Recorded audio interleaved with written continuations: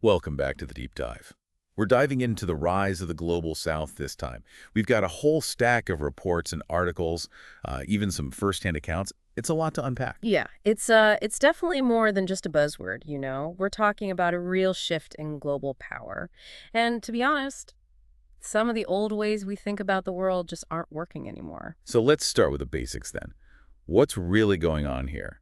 Someone might think Global South is just some geography term. Imagine the rule book is being rewritten. Like it's not just North versus South. Now you've got all these new players coming in, demanding a seat at the table. And sometimes they're building their own tables altogether. And they're not just bringing numbers, are they? No, not at all. Just look at the BRICS expansion in 2023. 6 new countries joined: Saudi Arabia, Iran, UAE, Argentina, Egypt, Ethiopia. That's huge. It means these alternative power centers, they're pulling in countries that used to be close to the West. But it's not just about who's joining the club, right? It's about what they actually do. You got it. Look at the G20, for example. In 2023, the Troika, the countries leading the G20, it was Indonesia, India, and Brazil, all developing nations. It's a first, and it shows they're not content with being on the sidelines anymore. They want to set the agenda. So these old institutions, they're still there, but there's a feeling that they don't really fit this new world. Is that what's driving this whole search for new systems? Yeah, that's a big part of it. There's this constant frustration, this feeling that the Global South isn't properly represented, like in the IMF or the World Bank.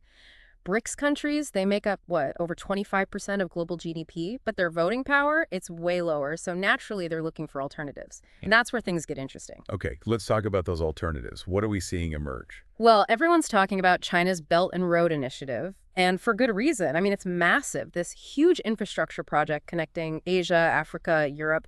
On the surface, it's roads, railways, ports, that kind of thing.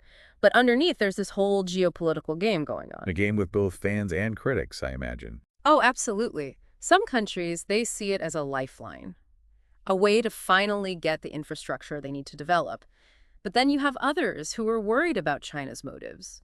You hear terms like debt trap diplomacy, the idea that China's using these loans to gain control. It's not just China in the game, though, right? No, not at all. The U.S. has their own initiatives, like the Partnership for Global Infrastructure and Investment, trying to offer an alternative to China's model. But it's a tough competition. And honestly, it's forcing a lot of countries to choose sides, which just makes everything more complicated. So are we heading towards what some call a multipolar world? It's the word everyone's using, but what does it actually mean? We've had this world dominated by the West, especially the U.S., for a long time. Multipolarity means power's more spread out, different centers of influence, each with their own sphere. But wouldn't that just make everything more chaotic, more players, more conflicts? It definitely makes things more complex, no doubt about that. There are real concerns about how to manage a multipolar world, and there's potential for conflict even within the Global South itself. Like Kenya and South Africa, they're both competing for influence in Africa. Even though they're both part of the Global South, their interests don't always match up. You remind us that Global South isn't some single block, right? They've got different interests, different goals, even different ideas about the future. Right, right. And understanding that diversity is key to figuring out how this new world order is going to work. It's not just East versus West anymore. Things are a lot more nuanced and unpredictable now. So we've got this rising Global South. They're stepping onto the world stage. What are some of the hurdles they face in this new landscape? Let's look at Africa, good example. The continent really shows both the potential and the struggles of the Global South. On one hand, it's incredibly dynamic. Young population, lots of resources, economies are growing fast. There's this Afro-optimism, this feeling that Africa is finally ready to take its place in the world. But there's another side to that, right? Absolutely. You can't ignore the challenges that are still there. Poverty, inequality, conflict, and of course, climate change. It all creates this undercurrent of Afro-pessimism, like the continent's still stuck in the cycle of dependence and vulnerability. It's easy to fall into those simple narratives. Africa as a victim needing saving, or Africa as the next big economic frontier. Neither of those really captures the reality, though, do they? Not even close. This is where understanding the Global South requires a real shift in thinking. You got to move beyond those simple stories and embrace the complexity. Recognize that Africa and the Global South in general, it's not a monolith. It's a whole tapestry of cultures, histories, experiences. So how do we even begin to unravel that tapestry? What are some of the threads we should be pulling on? Well, one big one is economics. The Global South, They're not just changing the political game, but the economic one too. They want fairer trade deals, more control over their resources, and they're looking at different development models, ones that focus on sustainability and social justice. Okay, so let's dig into those economic threads a bit. How is the Global South actually changing the economic landscape? One fascinating example is the African Continental Free Trade Area, the ACFTA. It's this ambitious project trying to create a single market across the entire African continent.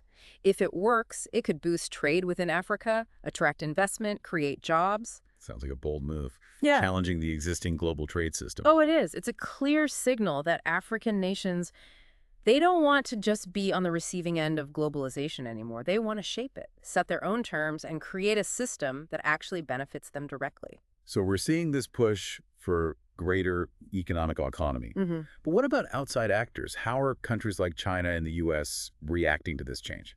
China's engagement with the Global South has been, well, significant, to say the least. They're pouring tons of investment into infrastructure, especially through that Belt and Road Initiative we talked about. And one with all the potential benefits and risks. That's the one. Yeah. And it shows how China's trying to position itself as the go-to partner for the Global South, offering a different path from those Western-led models. But it's not all smooth sailing. What are some of the roadblocks? Well, there are questions about transparency, about China's true intentions, and whether these investments might lead to unsustainable debt for these developing countries. Debt trap diplomacy. Some people call it that. And while it's not always accurate, it highlights the need to really scrutinize these deals. The Global South needs to be smart about these partnerships, making sure they actually serve their interests and don't have hidden strings attached. It's a delicate balance then, attracting investment but also protecting their own sovereignty, their own long-term interests. Exactly. And it's a balance that's getting trickier as the world changes. Okay, we can't talk about the Global South without addressing the elephant in the room, or maybe the dragon in the room, China's growing influence. Yeah, it's unavoidable. China's economic and political power, it's on the rise. And their involvement with the Global South, it's a major part of this whole global reshuffling. But it's not just about China rising, is it? There's also a sense that the West, especially the U.S., is struggling to adapt to this new reality. I think that's a fair assessment. The U.S. has been the top dog for so long, it's hard for them to adjust to a world where their influence is being challenged. And their response so far, well, let's just say it's been mixed. Mixed in what way? On one hand, you've got things like the Partnership for Global Infrastructure, clearly meant to counter China. But at the same time, it feels like the U.S. is pulling back from global engagement. Less focus on multilateral institutions, more focus on domestic issues. So it's like they're trying to play the old game on a new board, and it's not quite working. That's a good way to put it. And that hesitation from the U.S., it's creating space for others like China to step in and fill the gap. Which brings us back to this idea of a multipolar world. Power more distributed, the old hierarchies being challenged. But is this new world order actually more stable? Or does it just create new risks and uncertainties? That's the big question, isn't it? And there's no easy answer. It could be more balanced, more representative, more responsive to different countries' needs. But it also brings new complexities. Like what? Well, for one, there is a higher chance of miscalculations and conflict, more power centers, each with their own agendas. It's harder to manage those relationships and prevent things from escalating. So maybe the old system was unfair, but at least it was predictable. There's some truth to that, yeah. But I think what we're seeing now is a recognition that the old system just wasn't sustainable. It wasn't working for a huge chunk of the world's population, and something had to change. So this shift towards a multipolar world, it's not just about power dynamics then. It's about a deeper desire for a more just and fair global system. I think that's at the heart of it.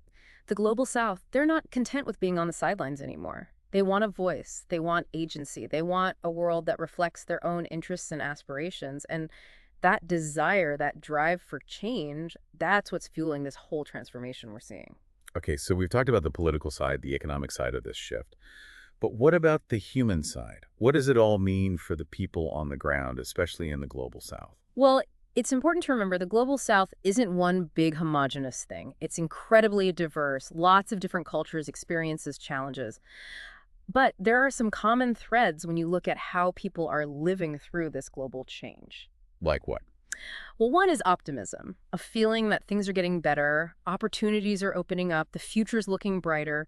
This is especially true in places where the economy's doing well and people are seeing real improvements in their lives. But not everyone feels that optimism, right? No, definitely not. There are still pockets of deep pessimism, places where conflict, poverty, inequality haven't gone away. For those people, this global shift might feel like it's passing them by or even making things worse. So it's a mixed bag, like most things in life. Exactly. And we need to understand that the effects of this global transformation, they're not felt equally. Some people benefit more than others, and some are getting left behind completely. And that unevenness, those unequal outcomes, that's one of the biggest challenges facing the global south, both within those countries and in how they interact with the rest of the world. Absolutely. It's something we need to keep in mind as we try to understand and navigate this complex and rapidly changing world. So we've set the stage. The global south is on the rise. We've started to unpack some of the complexities of this change.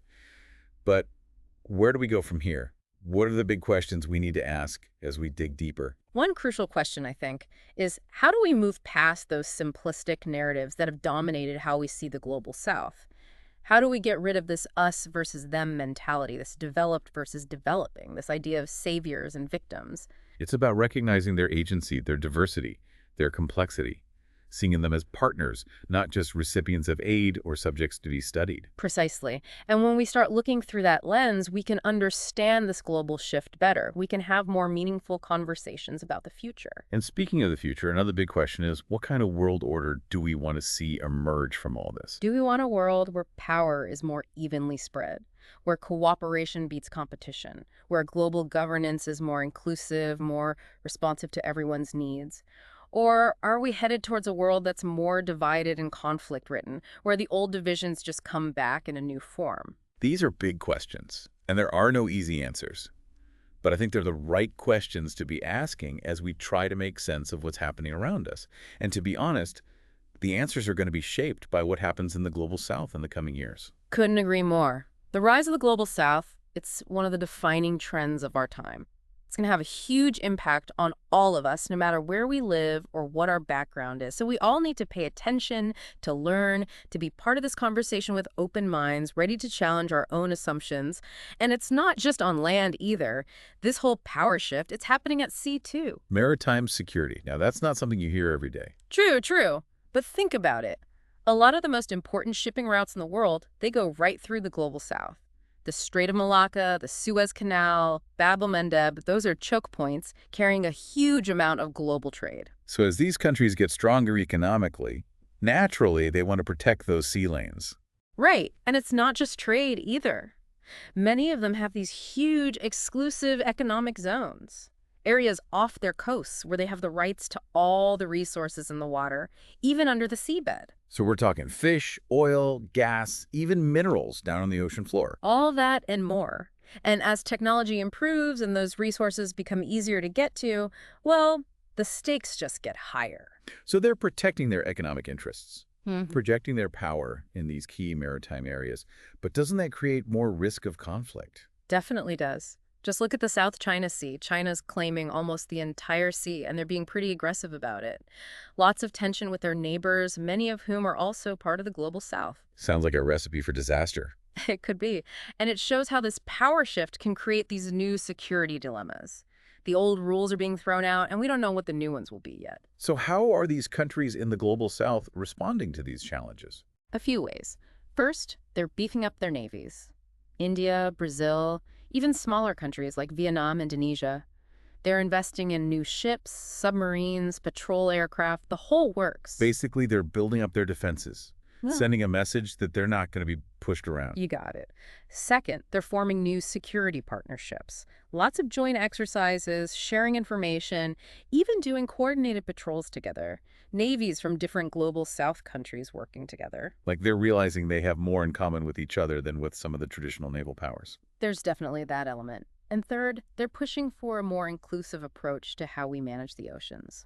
They want more say in setting the rules, in resolving disputes, making sure the benefits of the oceans are shared more fairly. Makes sense.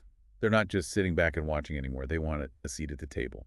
Or maybe a bridge on the ship, in this case. I like that. And it ties into something else we've been talking about, this push for reform in global institutions. The UN, IMF, World Bank, all of that. The whole shebang. There's this growing feeling in the global south that those institutions, which were mostly created after World War II, they're just not relevant anymore in the 21st century. What do you mean? Well, the power balance has changed. The global south, they've got most of the world's population. They're driving a lot of global growth, but their voices are still pretty quiet in these institutions. So they want to shake up a more level playing field. Exactly. Look at the UN Security Council. The 5 permanent members, the ones with veto power, they're all from the global north. Not one African country, not one Latin American country has a permanent seat. And that's been a point of contention for a while now. It has. And now, with the global south gaining influence, that frustration is turning into action. They're pushing to expand the Security Council, give more countries permanent seats, reform the veto system, make it more democratic. It's like they're saying, hey, we're not going to just sit on the sidelines anymore. We want a real voice in how the rules are made. That's the message, loud and clear. And it's not just the UN. They're also pushing for reforms in the IMF and the World Bank, saying these institutions need to be more responsive to the needs of developing countries. What kind of reforms are we talking about? Well, they want more voting power, for one thing. Right now, voting rights in these institutions, they're based on how big a country's economy is and how much they contribute, which means the richest countries have the most say. So the system's kind of rigged in favor of the global north? You could say that. And the global south wants to change that. They also want more access to funding. They say these institutions need to do more to support sustainable development, help countries deal with climate change, reduce poverty, tackle inequality. Felt like a big ask. It is. But it shows how the global south is getting more ambitious, more assertive. They're not just asking for handouts. They want a fair share and a voice in how things are run. This whole idea of reforming global institutions, it assumes that they're actually worth saving. Yeah. But what if they're not? What if they're just too stuck in the old ways to work in this new world order? That's a valid point. And it's something that's being debated fiercely within the global south itself. Some people believe that these institutions can be fixed, that we can make them more inclusive, more responsive to developing countries. They see it as a fight worth having. They do. But others are more skeptical. They say these institutions are just too tied to the old power structures, that they're fundamentally biased against the global south. They think it's time to build something new from scratch. So it's a fork in the road. Try to fix the old system or build something entirely new. Exactly. And it's a choice the global south is going to have to make in the next few years, a choice that'll have a huge impact on the future of global governance, on the future of the world. Let's talk money for a minute. We've talked about the shift in economic power, but what about the actual currency we use? Is the US dollar's dominance being challenged? That's a question on a lot of people's minds, especially with all the geopolitical tension lately. The way the dollar's been used as a weapon through sanctions and stuff, it's making some countries look for alternatives. So they're worried about getting caught in the crossfire of these economic wars. Exactly. And they're starting to explore ways to become less reliant on the dollar. Like what? Creating their own currencies. Some are thinking about it, but that's not easy. More realistically, we're seeing more trade deals being settled in local currencies. Like Brazil and China, they've agreed to use their own currencies when they trade, cutting out the dollar. So it's about having more options, a safety net, if the dollar gets too unpredictable or too political. That's a big part of it. And it's not just about avoiding risk. Some see it as a way to create a more balanced financial system, one that's not dominated by a single currency. A world where the yuan, the rupee, the real, they all play a bigger role. Exactly. It's still a long way off, but the first steps are being taken. Let's change gears a bit and talk about technology. For a long time, the story was that the global south, they just consumed technology, they didn't create it. But that's changing, right? It's changing fast. We're seeing amazing innovation coming out of the global south, driven by necessity, by wanting to solve their own problems, and by this leapfrogging effect where they can skip over outdated technology and jump right to the cutting edge. Give me some examples. What kind of innovations are we talking about? Look at mobile payments. Kenya's M-Pesa system, it completely revolutionized mobile banking. And now it's being copied in other parts of Africa and the world. India's Unified Payments Interface, UPI, another example of the global south leading the way in digital finance. It's not just about payments, though, is it? No way. It's way broader than that. Renewable energy, agriculture, healthcare, education, you name it. Look at off-grid solar. It's bringing electricity to millions of people in rural areas that don't have access to the regular power grid. So they're finding solutions that fit their specific needs and situations. Exactly. And often these solutions are cheaper, more sustainable, and easier to access than the traditional options offered by Western companies. It's like they're flipping the script, So becoming exporters of technology and knowledge themselves. in some cases, yeah. And that has big implications for the global tech landscape. New competition, new opportunities, new ways of innovating. But this technological leapfrogging, it has its downsides too, doesn't it? What about the digital divide? That's a real concern. Unequal access to technology, digital literacy, and infrastructure. All of that can make existing inequalities worse, both within countries and between them. So it's not enough to just create new technologies. We need to make sure everyone has a chance to benefit from them. Absolutely. And that means investing in education, infrastructure, and policies that promote digital inclusion. Making sure this digital revolution doesn't leave anyone behind. Exactly. And it's a challenge that the Global South is very aware of. They're pushing for a more fair and inclusive approach to how we govern the digital world. One that protects privacy, promotes free speech, and makes sure everyone can share in the benefits of technology. Let's bring it back to Africa again. We talked about the challenges and opportunities there. But how are African nations specifically using their position in this new world order? Well, one thing they're doing is using their leverage to get better deals. They're not willing to just accept whatever terms the traditional powers offer anymore. They're demanding more control over their resources, better access to markets, and more say in how development aid is used. The African Continental Free Trade Area, the one we mentioned earlier, that's a prime example of this new assertive approach, isn't it? It is. By creating this single market, they're hoping to boost trade within Africa, rely less on outside markets, and attract more foreign investment, but on their own terms. It's about taking control of their own economic future. Precisely. And it's not just about economics. African nations are also speaking up more in international settings. They're calling for changes in global institutions, pushing for more representation, and advocating for policies that address their specific concerns, like climate change and debt. They're finding their voice on the world stage. They are. And they're using that voice to push for a more just and fair world, one that reflects their own interests and goals. Let's be realistic, though. Even with all this progress, Africa still faces huge challenges. Poverty, conflict, climate change. These things are still holding the continent back. You're not wrong. We can't ignore those challenges. But we also have to remember that Africa isn't just one thing. It's incredibly diverse. Different countries are at different stages of development, facing different sets of challenges and opportunities. So we need to avoid those simplistic narratives, those one-size-fits-all solutions. Absolutely. What works in one place might not work somewhere else. And it's important to listen to Africans themselves, understand their perspectives, support solutions that come from within and that can last. We've talked about the Global South as a whole, and we've focused on Africa, but it strikes me how connected those stories are. You're right. The fates of Africa and the Global South, they're tied together. The challenges they face, the opportunities they seize, the changes they create, it all has ripple effects around the world. So what happens in Africa, or any part of the Global South, it doesn't stay there. It affects all of us. Exactly. And that's why it's so important for us to understand what's going on, to have informed discussions, and to work together to build a world that's more just, more fair, and more sustainable for everyone. Okay, we've covered a lot. Security, economics, technology, global institutions. But there's one big issue hanging over all of this. Climate change. Yeah, it's the defining threat of our time. And it's one that the Global South is feeling the effects of most acutely. Rising sea levels, droughts, floods, extreme weather. All of it having a devastating impact on people's lives and livelihoods. Exactly.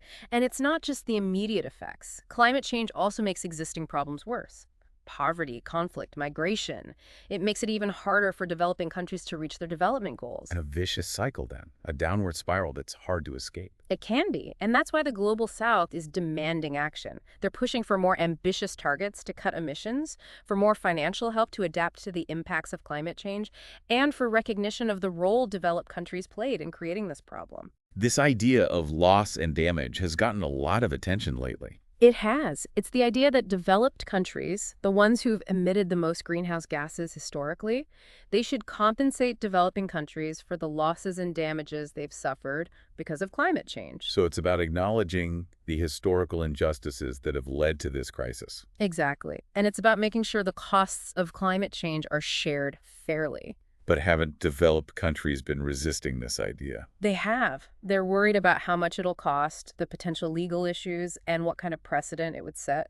But the pressure from the global south is building. It is, and this is likely to become a major sticking point in future climate negotiations.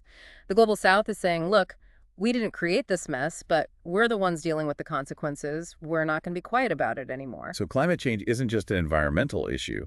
It's a social justice issue, a human rights issue, and increasingly a geopolitical issue. Absolutely, and it's going to have a huge impact on the relationship between the global north and the global south in the years to come. Now let's talk about the transition away from fossil fuels. How is the global south navigating this shift towards cleaner energy?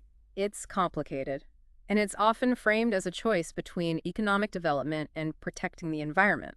On one hand, you have many developing countries that depend heavily on fossil fuels for their industries and their energy needs. Right, and they argue that they need to keep using these resources to lift people out of poverty and grow their economies. But on the other hand, they're also the ones most affected by climate change. Exactly, so they're stuck in this difficult position, trying to balance their immediate need for development with the long-term need to cut emissions and address climate change. So what's the answer? How do they reconcile those two things? There's no easy fix. It's going to take a combination of things. Like what? Well, for one thing, we need a massive increase in investments in renewable energy. The Global South has huge potential for solar, wind, geothermal, all sorts of clean energy sources. But they need help to unlock that potential, right? Absolutely. They need financial assistance, technology transfer, and help building their capacity from developed countries. And they need policies that encourage investment in renewable energy. So it's about creating the right incentives and getting rid of the roadblocks that are slowing down the energy transition. Exactly. And it's also about recognizing that this isn't just about technology, it's about people. What do you mean? I mean, we need to make sure this transition is fair and just, that it creates jobs, benefits local communities, and doesn't leave anyone behind. So it's not just about swapping coal for solar panels. It's about building a more sustainable and inclusive energy system that works for everyone. That's the ultimate goal, and the Global South is increasingly leading the way in showing us how to do it. What about the traditional energy giants? Are they part of the solution or part of the problem? That's a big debate. Some people say these companies have a responsibility to help with the energy transition. They have the money, the technology, the experience to really make a difference. They have the resources. Exactly. But others are skeptical. They point to the industry's history of denying climate change, lobbying against climate action, and putting profits ahead of people and the planet. So there's a lot of distrust, feeling that they can't be trusted to lead on climate change. There is. And that distrust is understandable. But I also think there's a growing realization that we can't just shut these companies out of the conversation. We need everyone on board to tackle this challenge. Exactly. But we need to hold them accountable. We need to make sure they're actually walking the walk, that they're truly committed to a just and fair energy transition, and that they're not just trying to make themselves look good. So it's about engaging with them critically, pushing them to do more, and making sure they live up to their promises. Exactly. And it's about understanding that the energy transition isn't just about switching from one energy source to another. It's about fundamentally changing how we think about energy, how much we use, how efficient we are, and how we can create an energy system that's better for everyone. We haven't talked much about China's role in all this. We touched on their investments in the global south, but how are their actions affecting the global fight against climate change? China's role is, well, complicated. It's full of contradictions. They're the world's biggest emitter of greenhouse gases, and they're still very reliant on coal. That's a big worry. Their economic growth has come at a high environmental cost. It has. But they're also investing heavily in renewable energy, and they're becoming a leader in clean technologies like solar panels and electric vehicles. So they're playing both sides? In a way, yeah. And their actions are having a big impact on the global energy landscape. Their investments in renewable energy are helping to bring down costs and make clean energy more accessible. So they're part of the problem and part of the solution. That's a good way to put it. And it shows how complex the geopolitics of climate change are. We need China to be part of the solution, but we also need to hold them accountable for their emissions and their actions. So it's about finding ways to work with them on climate change while also pushing them to do more. Exactly. And it's about recognizing that climate change is a global problem that needs a global solution. No one country can solve it on their own. We need to work together, even with countries we might have disagreements with. Absolutely. The future of the planet depends on it. We've really only scratched the surface here. We've talked about the challenges, the power shifts, but what gives you hope when you look at where the global south is heading? You know, what really excites me is how this whole shift is making us rethink what development even means. For too long, we've been stuck with this very Western idea of progress. You mean just focusing on GDP and industrialization, that sort of thing? Yeah, exactly. But the global south is saying, hold on, that's not really working for us, and it's definitely not sustainable for the planet. They're making us consider different values, different priorities. Like that idea you mentioned earlier, buen vivir or living well. It sounds almost like a philosophy, not just an economic policy. It is. It comes from indigenous traditions in South America, and it's about recognizing that real well-being goes beyond just material wealth. It's about living in harmony with nature, building strong communities, respecting different cultures. So instead of chasing endless economic growth, it's about asking, what kind of societies do we actually want? What does a good life really look like? Those are the questions the Global South is forcing us to ask, and they're coming up with some really creative answers, like those community-based conservation efforts in Africa, Yeah. or how they're reviving traditional farming practices in India. It's like they're rediscovering knowledge that the West might have forgotten in its rush to modernize, adapting it for today. That's a great way to put it. And it's not just about going back to the past. They're combining tradition with cutting-edge technology, coming up with solutions that are sustainable, A&D, culturally relevant. So they're challenging those old models of development. But that also ties into how we think about global issues like poverty and inequality. It's not just about throwing money at the problem anymore, is it? No, not at all. It's fascinating to see how the Global South is completely reframing these issues. Take the idea of planetary boundaries, for example. The idea that there are limits to how much we can consume, how much we can pollute. So it's not just about lifting people out of poverty. It's about doing it in a way that doesn't wreck the planet in the process. Exactly. And that means rethinking everything, how we produce things, how much we consume. The Global South is really leading these discussions because they're the ones who are going to be hit hardest by climate change and environmental damage. Maybe it's a case of necessity breeds innovation. For sure. But it's also about having a different worldview, a more holistic way of understanding how interconnected we are with nature. That's a perspective I think the whole world can learn from. We talked earlier about how the pandemic was this wake-up call for global cooperation. Yeah. But are we actually seeing that translate into action, especially when it comes to these huge global challenges? It's a mixed bag, to be honest. Yeah, there's definitely renewed interest in multilateralism, in working together through international organizations to solve problems. Right. But there's still a lot of mistrust out there, competition for resources and influence. And let's face it, a lot of inertia within those very institutions we're supposed to be relying on. 2 steps forward, 1 step back. Yeah, something like that. But the Global South is really pushing for change. They want these institutions to be more democratic, more transparent, more accountable to the needs of developing countries. They're not just showing up, they're showing up with a list of demands. Exactly. And that's a good thing. It's bringing much needed energy and urgency to these global conversations. We've covered so much in this deep dive. It's been fascinating, but also a little overwhelming. What are the key takeaways you hope our listeners walking away with? I think the most important thing is to recognize that the world is changing, the old order is shifting, and the Global South is right at the center of that change. It's not just a side story anymore, it's the main event. Exactly. And it's not about picking sides or saying who's winning or losing. It's about understanding how complex this shift is, the challenges, the opportunities, and what it means for all of us. It's about questioning what we think we know, looking at things from different perspectives, and engaging with this transformation in a way that's informed and constructive. Couldn't have said it better myself. The Global South story is still being written, and the most exciting chapters are still ahead of us. That's a great thought to leave us with. Thank you so much for sharing your expertise and insights with us today. It's been my pleasure. And to our listener, we hope this deep dive has sparked your curiosity and given you a better understanding of the forces shaping our world. Thanks for joining us on the deep dive. We'll see you next time.